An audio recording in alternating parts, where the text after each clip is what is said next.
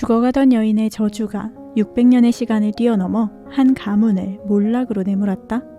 19세기를 뒤흔든 재판도 모두 이 여인의 저주에서 비롯되었다고 하는데, 선량한 여인이 자손에게 내린 무시무시한 저주의 이야기 시작해 보겠습니다. 12세기 중반의 영국, 티크본의 영주이자 기사인 로저 티크본의 선량한 아내 메이벨은 가난한 이들을 무척 챙기고 돌봐왔습니다. 하지만 그녀는 원인을 알 수 없는 병으로 건강이 점차 악화되어 곧 침대에서 일어나기도 어려운 몸이 되었죠. 그런 와중에도 늘 가난하고 굶주리는 이들을 걱정한 메이벨은 자신이 곧 죽을 것 같자 남편을 불러 죽기 전 한 가지 부탁이 있다고 이야기했습니다. 제게 작은 땅을 주시고 그 땅에서 나는 곡물로 빵을 만들어 매년 3월 25일 성모 마리아의 날에 집으로 찾아오는 모든 가난한 이에게 나눠주세요. 땅을 내어주기도 싫고 그렇다고 죽어가는 아내의 요청을 거절하는 냉혈한으로 보이고 싶지도 않았던 남편은 그러리다, 단 조건이 있어. 이 횃불이 꺼지기 전 당신이 직접 빙 돌 수 있는 만큼의 땅에서 난 작물만 가난한 이들에게 주겠소 라고 했습니다. 남편의 잔인한 조건에도 메이벨은 잠시의 고민도 없이 밖으로 나갔습니다.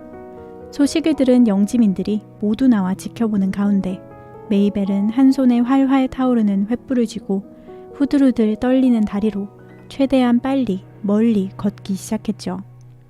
얼마 지나지 않아 손 하나 까딱하기 힘들 정도로 쇠약한 메이벨은 곧 주저앉고 말았습니다.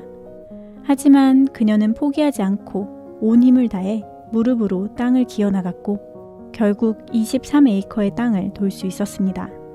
23에이커면 28,000평, 93,000제곱미터입니다. 이 땅은 오늘날까지도 크롤스, 기어간 땅이라고 불립니다. 남편인 로저 티크본은 그 모습을 지켜보며 세상에 성모 마리아이시여, 왕에게도 이보다 더 대단한 여인은 없으리라 라고 했다는데, 네, 그랬다네요. 이후 메이벨은 남편이 모른 척하지 못하도록 집안 사람을 다 불러 모았습니다. 자, 이제 내가 하는 말을 잘 듣고 증인이 되어라. 내가 얻은 땅에서 나는 빵으로 가난한 이들을 먹이는 동안에는 티크본의 영광이 계속되리라. 그러나 만약 티크본의 후손이 감히 이 땅에서 난 가난한 이의 몫을 빼앗는다면 저주의 그림자가 닥치리니 티크본 저택은 무너질 것이며 가문은 사라지고 후계는 끊기리라. 이에 마지막 경고로 처음에는 7의 아들이 그 다음 때에는 7의 딸만이 태어날 것이다. 이 저주가 두려웠는지 메이벨의 남편도 그녀의 아들도 그 아들의 아들도 모두 메이벨의 땅에서 난 곡물로 빵을 만들어 매년 3월 25일에 가난한 이들에게 나누어 주었습니다. 그렇게 600년의 세월이 흘러갔죠. 그러다 1798년이 되었을 때 갑자기 불황자가 마을로 몰려들었습니다. 가난하기 때문에 빵을 얻으러 온 것이 아니라 마을에서 난동을 피우고 빵을 강에 버리기까지 했죠.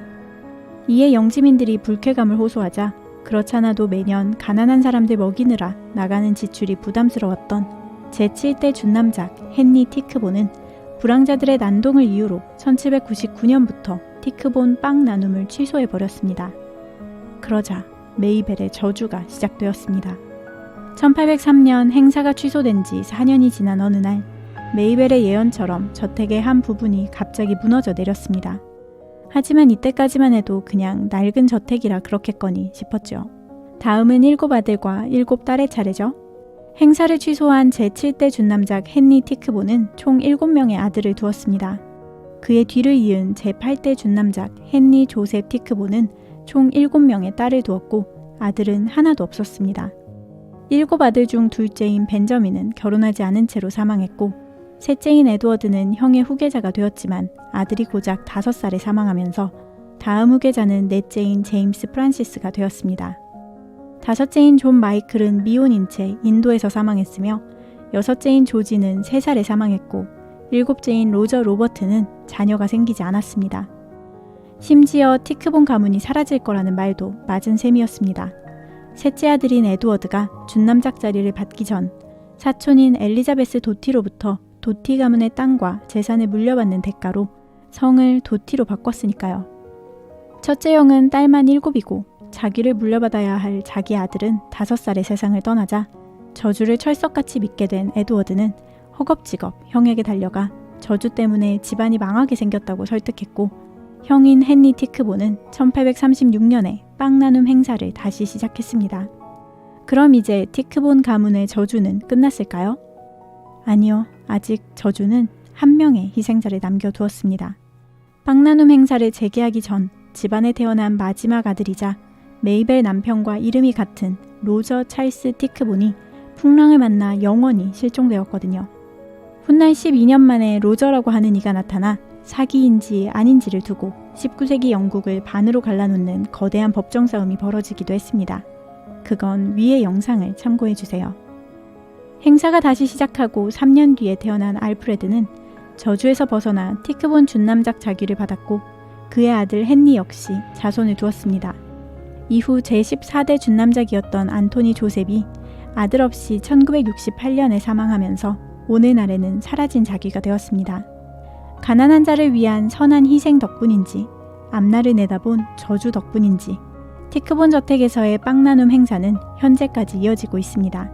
심지어 코로나로 타격을 입었던 2020년에도 공개적 행사는 하지 않았으나 개인적으로 전달되었다고 합니다. 이번 이야기도 흥미롭게 들으셨나요? 아직 로저 티크본 실종 사건을 보지 못하셨다면 꼭 함께 보시길 추천드려요. 좋아요와 구독 잊지 마시고 다음 시간에 또 만나요. 끝까지 함께 해주셔서 정말 감사합니다.